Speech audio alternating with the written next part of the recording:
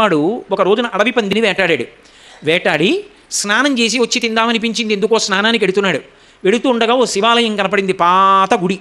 అందులోకి వెళ్ళి చూశాడు శివలింగాన్ని. అది భక్తి అంటే. ఆయనకి కేవలం అదొక మూర్తి అనుకోలేదు. శివాయ నాళ్ళయిందయ్యా అన్నం తిని, ఎవరయ్యా నీకు అన్నం పెడతారు, ఆకలి ఇట్లా తెస్తానుండన్నాడు. పరుగున వెళ్ళాడు. కాల్చి ఉన్నటువంటి అడవి పంది శరీరంలోని ఏ భాగంలోని మాంసపు ముక్క రుచిగా ఉంటుందో చూద్దామని కత్తితో కోసి ఒక్కొక్క ముక్క నవిలి చూశాడు. ఈ ముక్క బాగుంది, బట్టి కెడతానని దాని చేత్తో పట్టుకున్నాడు. ఆ మాంసపు ముక్క పట్టుకుని బయలుదేరుతుంటే గుర్తొచ్చింది, ఆయన అభిషేకం చేస్తే కానీ పుచ్చుకోడు. అభిషేకానికి ముందు నిర్మాల్యం తీయాలి. ఎలా? అందుకని నీళ్ళు ఎలా పట్టుకెడతాడో, చేతిలో ధనస్సుందో, చేతిలో మాంసపు ముక్కు ఉంది. అందుకని వెడుతూ ఏటి దగ్గరికి వెళ్ళి నీళ్లు పుక్కిట్లో పట్టుకున్నాడు. మనము అలా చేయమని కాదు దాని ఉద్దేశం. ఆయనకు అంతే తెలుసు, అలా వెళ్ళాడు, అంతే అనుగ్రహించాడు మహానుభావుడు. తిన్నగా దేవాలయంలోకి వెళ్ళాడు. నిర్మాల్యం తివ్వాలి. శివాలయంలో నిర్మాల్యం తీసేటప్పుడు చేత్తో తీరు, మెత్తటి కూర్చె ఉంటుంది, ఆ కూర్చెతో తీసి